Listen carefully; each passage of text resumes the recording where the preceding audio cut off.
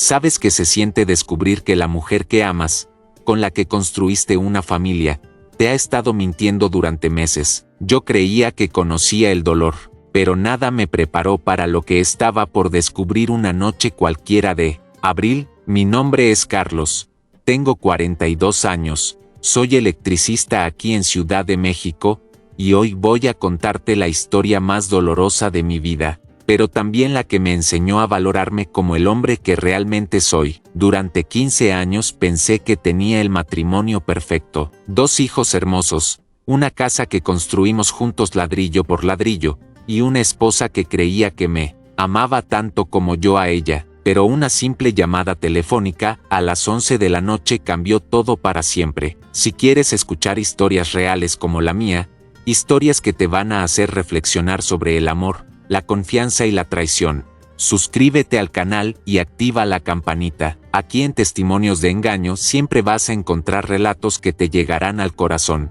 y tal vez te ayuden a entender tu propia vida. Pero antes de contarte cómo descubrí la verdad, necesito que conozcas cómo era nuestra vida antes de que todo se viniera abajo. Mira, no te voy a mentir diciéndote que teníamos el matrimonio perfecto, porque eso sería una gran mentira. Patricia y yo llevábamos 15 años juntos, y como cualquier pareja, teníamos nuestros problemas. Yo trabajaba desde las 6 de la mañana hasta las 8 de la noche, a veces más. Como electricista, siempre había emergencias, trabajos que no podían esperar. Llegaba a casa cansado, sucio, oliendo a cables y sudor, con ganas de solo sentarme frente al televisor y tomar una cerveza bien fría. Patricia se quejaba constantemente, de que nunca tenía tiempo para ella, de que los fines de semana yo prefería quedarme en casa, descansando en lugar de salir a pasear o ir al cine. Carlos, pareces un fantasma en tu propia casa, me decía mientras lavaba los platos con esa cara de amargura que yo ya conocía muy bien. Llegas, comes, ves televisión y te duermes. ¿Cuándo fue la última vez que hablamos de verdad? Ves, tenía razón, pero yo no sabía cómo explicarle que después de 12 horas instalando cables eléctricos en el sol, lo único que quería era descansar.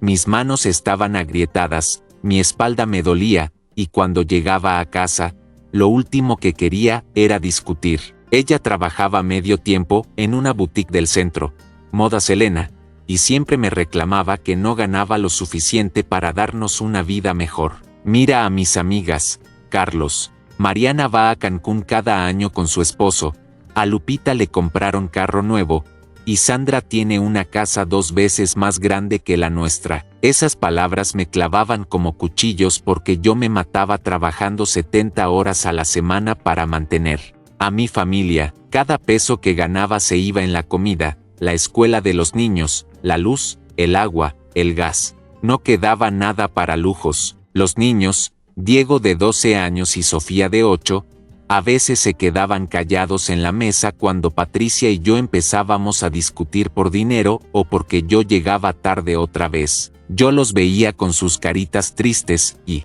me partía el corazón saber que estaban viendo a sus papás pelear por cosas que no podían entender. Pero a pesar de todo, yo pensaba que eso era normal en cualquier matrimonio. ¿Qué pareja no tiene problemas económicos? ¿Quién no se cansa después de 15 años juntos? Al final del día, cuando nos acostábamos, Patricia ponía su cabeza en mi pecho y yo sentía el calor de su cuerpo junto al mío. En esos momentos, pensaba, a pesar de todo, esta mujer me ama, y yo la amo a ella. Cuando me daba un beso en la mejilla antes de irme a trabajar, yo pensaba, esta es mi familia, y vale la pena todo el sacrificio. Los domingos íbamos a misa en la parroquia de San José, que quedaba a 3 cuadras de la casa. Patricia se ponía su vestido azul marino, yo mi camisa blanca, y los niños sus ropas de domingo. Después, almorzamos tacos de pastor en el puesto de Doña Carmen, en la esquina de Revolución y Madero. Por unas horas todo parecía estar perfecto. Los niños reían mientras se mancharon las manos con salsa verde.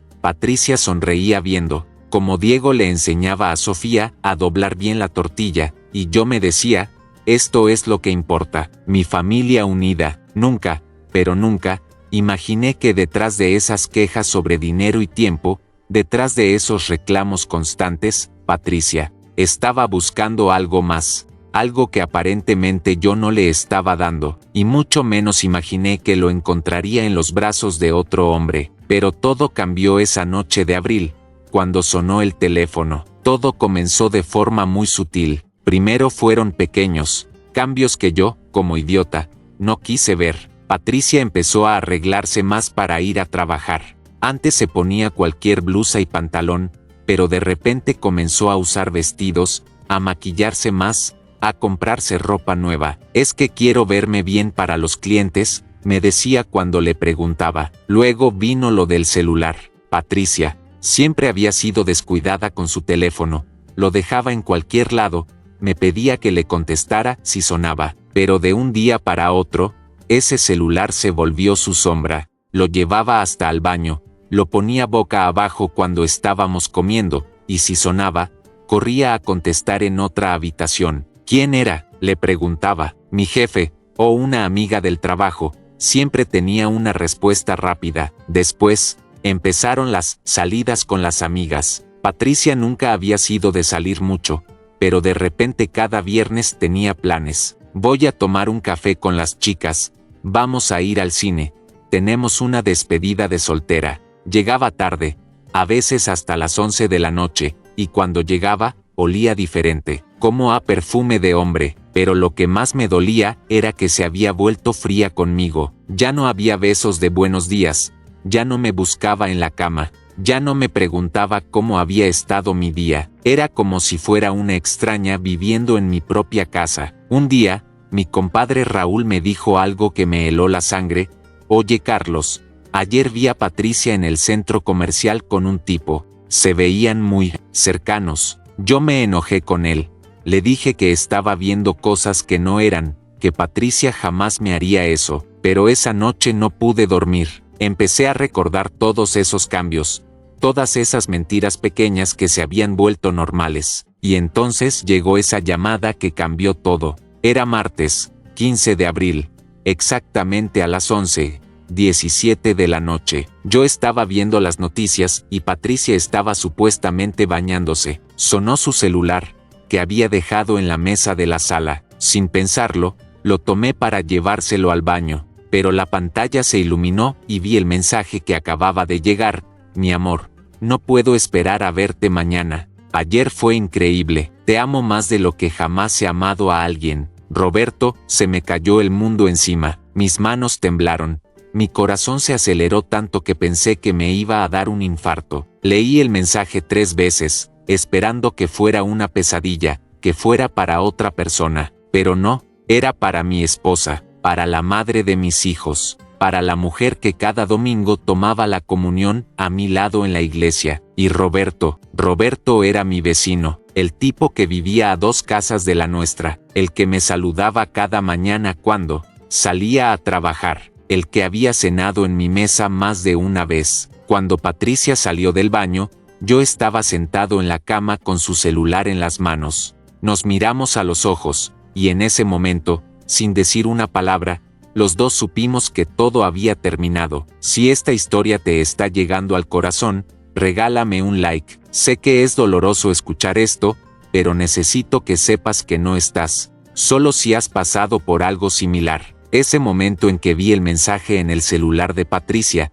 sentí como si el suelo se abriera bajo mis pies. Mi cabeza daba vueltas, mi pecho ardía como si alguien me hubiera clavado un puñal, y mis manos temblaban tanto que el teléfono casi se me cae. Era como si todo lo que había construido durante 15 años, mi familia, mi hogar, mi confianza, se derrumbara en un segundo. Me quedé ahí, sentado en la cama, mirando el vacío, mientras el eco de esas palabras, te amo más de lo que jamás he amado a alguien, se repetía en mi mente como un martillo golpeando mi cabeza. Cuando Patricia salió del baño, envuelta en su toalla, con el cabello mojado, me miró y vio el celular en mis manos. Sus ojos se abrieron de par en par, y por un instante, el tiempo se detuvo. Carlos, ¿qué haces con mi teléfono?, preguntó con una voz que intentaba sonar casual, pero que temblaba de nervios. Yo no dije nada, Solo levanté el celular y le mostré la pantalla. Su rostro cambió en un instante,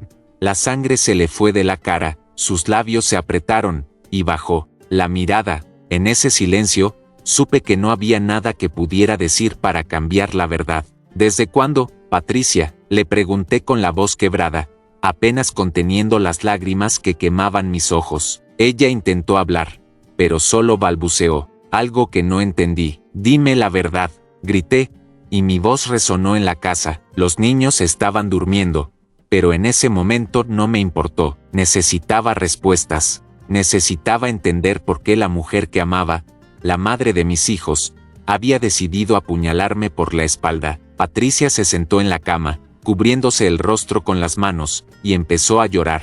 No quería que lo descubrieras así, dijo entre sollozos. Fue un error, Carlos, te lo juro, pero sus palabras no significaban nada. Cada lágrima suya me dolía más, porque no eran lágrimas de arrepentimiento, eran lágrimas de alguien que había sido atrapado. Me levanté y salí de la habitación, porque si me quedaba un segundo más, no sé qué habría hecho. Esa noche no dormí. Me senté en la sala, con una cerveza en la mano que ni siquiera tomé, mirando la foto de nuestra boda que colgaba en la pared. Ahí estábamos, jóvenes, sonriendo, con sueños de una vida juntos. ¿En qué momento todo se había roto? ¿En qué momento dejé de ser suficiente para ella? Me sentía humillado, como hombre, como esposo, como padre. Me sentía como un idiota que había trabajado día y noche para mantener a una familia que, al final, no valoraba mi esfuerzo. Al día siguiente, intenté seguir con mi vida como si nada hubiera pasado. Fui a trabajar, conecté cables, hablé con los clientes, pero mi cabeza estaba en otro lado. Cada vez que cerraba los ojos, veía a Patricia y a Roberto juntos, riendo de mí, burlándose de mi confianza. Me dolía el pecho, literalmente, como si mi corazón estuviera a punto de explotar. En el almuerzo, mi compañero Juan me preguntó qué me pasaba, porque me veía como alma en pena. Intenté sonreír y cambiar de tema, pero no pude. Las palabras se me atoraron,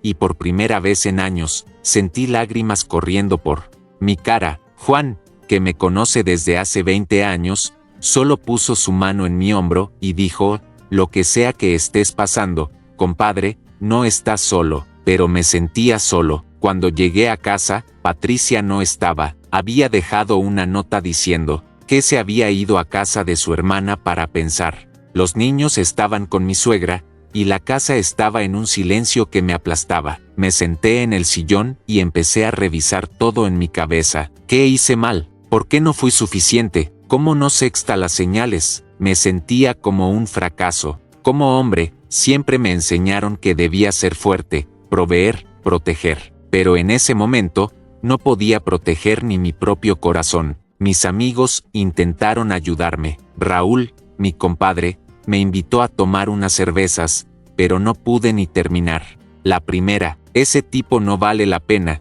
Carlos, me dijo, hablando de Roberto. Y si Patricia no te valora, tú vales más que eso. Pero sus palabras no ayudaban. Nada ayudaba. Mi hermana Laura vino a la casa un día y me abrazó mientras yo lloraba como niño. Tú no mereces esto, Carlos. Eres un gran hombre, un gran padre, me dijo. Pero yo no me sentía grande, me sentía pequeño, roto, inútil. La sociedad tampoco ayudó. En el barrio, los rumores empezaron a correr. Algunos vecinos me miraban con lástima, otros con burla. Escuché a alguien decir en la tiendita, pobre Carlos, le pusieron los cuernos con el vecino. Cada comentario era como una puñalada más. Me sentía humillado, como si todos supieran mi dolor antes que yo. Los días se convirtieron en semanas, y la tristeza se volvió mi sombra. No comía, no dormía, apenas hablaba con los niños. Diego, mi hijo de 12 años, me preguntó un día,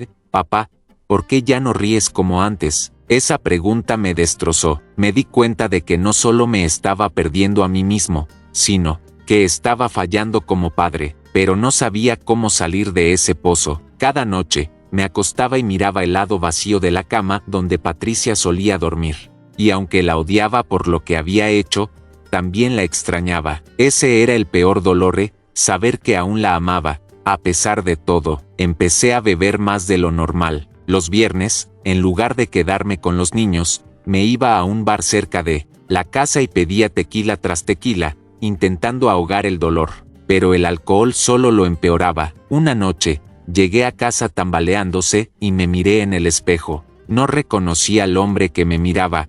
Ojeras profundas, barba descuidada, ojos vacíos. ¿Qué te pasó, Carlos?, me pregunté, y no tenía respuesta. El dolor me estaba consumiendo, y no sabía si podría seguir adelante. Pero algo dentro de mí, aunque pequeño, me decía que no podía rendirme, no por mí, sino por Diego y Sofía. Ellos no merecían un padre roto. Pero, ¿cómo iba a enfrentarme a Patricia? ¿Cómo iba a seguir viviendo con este peso en el pecho? Lo que pasó después, cuando finalmente la confronté, fue aún más doloroso de lo que imaginaba. Habían pasado 2 semanas desde que vi ese mensaje en el celular de Patricia. 2 semanas de silencio pesado, de noches sin dormir, de evitar sus llamadas y mensajes. Ella se había quedado en casa de su hermana, y yo apenas podía mirar a los niños sin sentir que les estaba fallando. Pero no podía seguir huyendo, necesitaba enfrentarla.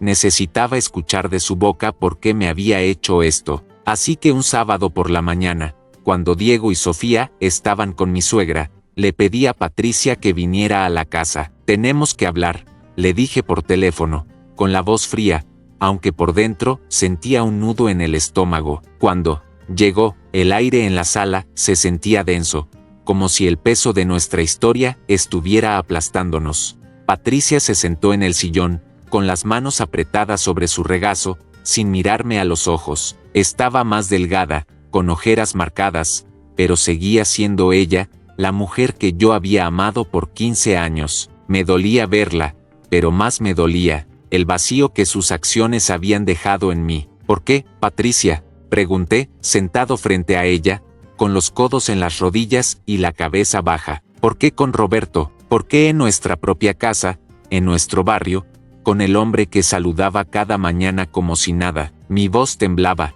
pero intenté mantenerme firme. Quería respuestas, no más mentiras. Ella suspiró profundamente, como si estuviera juntando valor. Cuando alzó la vista, sus ojos estaban húmedos, pero no había lágrimas. Carlos, no sé cómo explicarlo sin que te duela más, dijo, con una calma que me desconcertó. No fue algo planeado, no quería enamorarme de él, pero pasó. Roberto me escuchaba, me hacía sentir viva, me hacía reír. Contigo, hace años que siento que solo existo para lavar platos, cuidar a los niños y esperar a que llegues. Cansado del trabajo, sus palabras me golpearon como un puñetazo. No estaba llorando, no estaba gritando, no estaba negando nada. Hablaba con una sinceridad que dolía más que cualquier mentira. ¿Entonces es mi culpa?, pregunté, con la voz quebrada. Todo lo que he hecho por esta familia, las horas que me mato trabajando, el sudor, el cansancio, todo eso no vale nada porque no te hago reír. No estoy diciendo eso, respondió, moviendo la cabeza. Tú eres un buen hombre, Carlos, siempre lo has sido, pero yo necesitaba más. Necesitaba sentirme deseada, no solo como la madre de tus hijos o la mujer que mantiene la casa en orden. Con Roberto, me sentía como cuando tenía 20 años, como si el mundo aún tuviera colores. No espero que lo entiendas, pero no quería hacerte daño. Me quedé en silencio, procesando sus palabras. No había arrepentimiento en su voz, pero tampoco crueldad. Era como si estuviera confesando algo que llevaba años guardado, como si esta conversación fuera su forma de liberarse. ¿Y qué era? ¿Quieres ahora?, le pregunté, sintiendo que mi corazón se apretaba. ¿Quieres estar con él? ¿Quieres destruir todo lo que construimos por un hombre que te hace sentir viva? Patricia bajó la mirada y se quedó callada por un momento que pareció eterno. No sé lo que quiero, dijo finalmente. No sé si puedo seguir con Roberto, pero tampoco sé si puedo seguir contigo, Carlos. No después de esto, no después de lo que hice, y de lo que tú ya sabes. Se levantó del sillón y caminó hacia la ventana, dándome la espalda. Tal vez lo mejor es que los dos pensemos que queremos de verdad.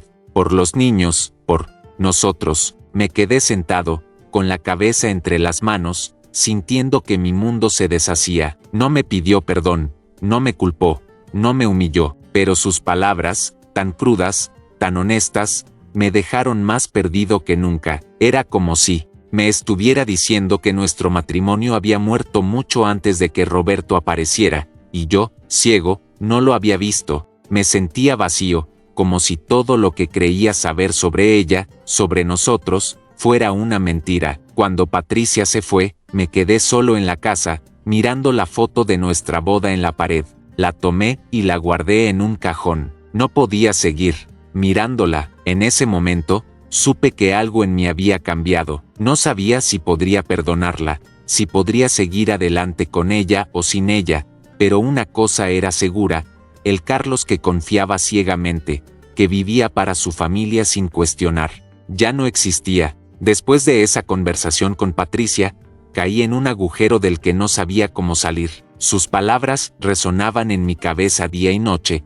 No sé si puedo seguir contigo, Carlos. No era solo la traición, no era solo Roberto, era la certeza de que la mujer que amaba había dejado de verme como el hombre que la hacía feliz. Me sentía como un mueble viejo, útil pero olvidado, reemplazado por algo nuevo y brillante. Ese pensamiento me carcomía, y cada día que pasaba, el peso en mi pecho se hacía más insoportable. Las primeras semanas fueron un infierno. No comía, apenas dormía. Me despertaba a las 3 de la mañana con el corazón acelerado, sudando, reviviendo el momento en que leí ese mensaje. Intentaba trabajar, pero mi cabeza estaba en otro lado. Una vez, conecté mal un cable y casi provocó un cortocircuito. Mi jefe me dio una semana libre, diciendo: arregla lo que tengas que arreglar, Carlos, te necesitamos entero. Pero yo no sabía cómo arreglarme. La casa, que antes estaba llena de risas de Diego y Sofía,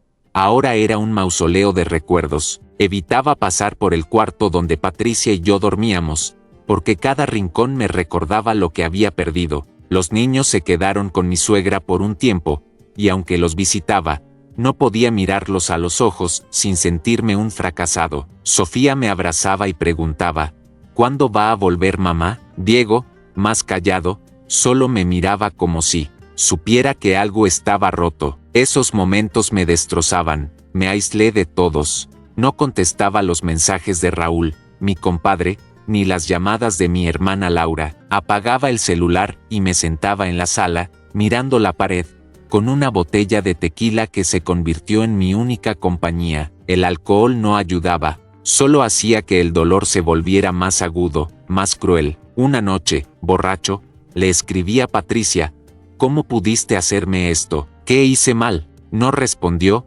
y eso dolió aún más. Estaba en el fondo del pozo, y una parte de mí quería quedarse ahí. Era más fácil rendirse, dejar que la tristeza me consumiera. Pensé en dejar mi trabajo, en irme de la Ciudad de México, en desaparecer. Pero entonces, una tarde, algo cambió. Estaba en el mercado comprando comida para los niños, y una señora mayor, doña Rosa, que siempre me vendía chiles, me miró y dijo: mijo, tienes los ojos tristes, pero sigues aquí, caminando. Eso, ya es ser fuerte. No sé por qué, pero esas palabras se quedaron conmigo. Esa noche, miré una foto de Diego y Sofía en mi celular, riendo en un parque. Me di cuenta de que, aunque Patricia me había destrozado, mis hijos no merecían perder a su papá. No podía cambiar el pasado, pero podía decidir qué hacer con mi futuro. Fue como si una chispa se encendiera en mi pecho,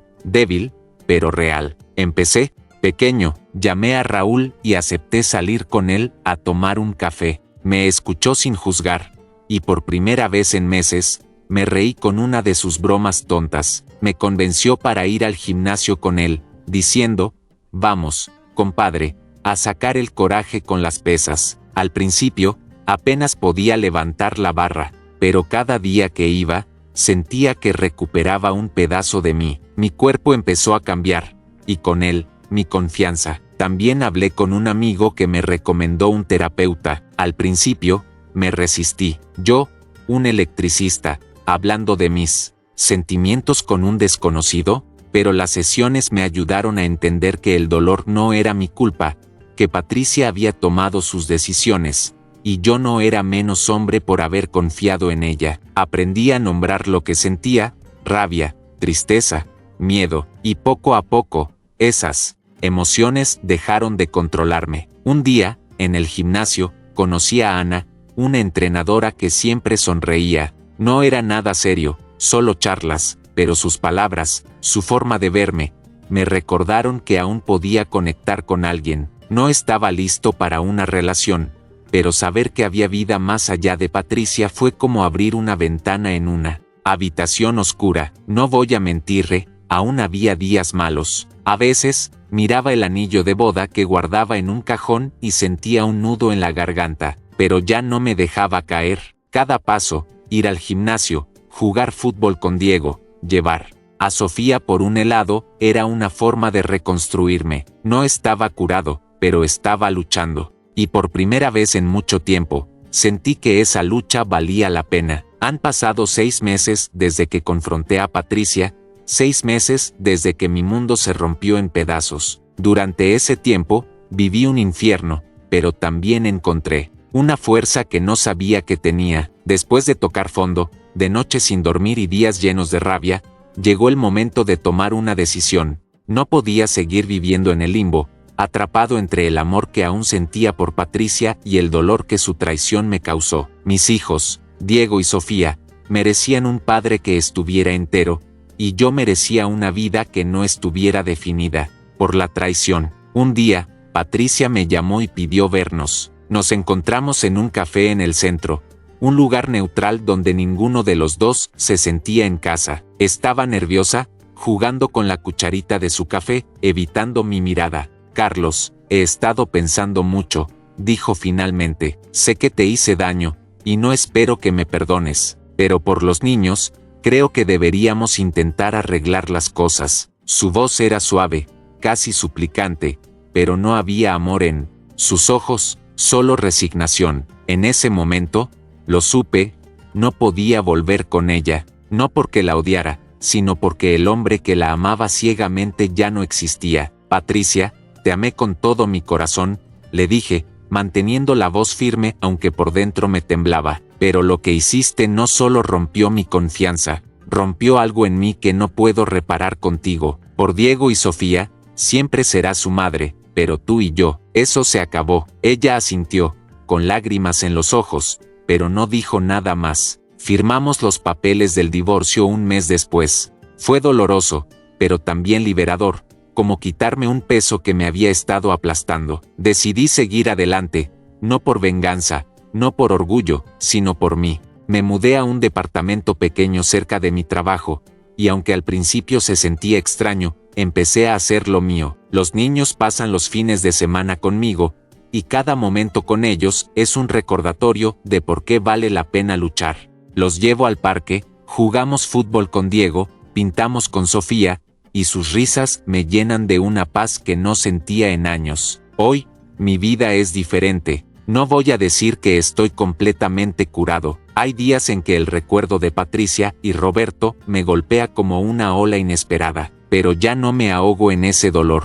Gracias al gimnasio, me siento más fuerte, no solo por fuera, sino por dentro. Las sesiones con mi terapeuta me ayudaron a entender que mi valor no depende de nadie más. Hace un par de meses, empecé a salir con Ana, la entrenadora que conocí. No es nada serio aún, pero sus sonrisas, sus charlas, me recuerdan que el amor no siempre tiene que doler. Me he reencontrado con amigos, con la vida. El otro día, Raúl y yo fuimos a un concierto de banda, y cantamos hasta quedar roncos. Me di cuenta de que estoy viviendo de nuevo, no solo sobreviviendo. Mis hijos me ven sonreír, y eso es lo que más importa. A veces, Diego me pregunta por qué me separé de su mamá, y le digo la verdad, sin detalles, porque a veces, para ser felices, tenemos que soltar lo que nos hace daño. Si hay algo que aprendí de esta traición, es que el amor propio es lo primero. Nadie,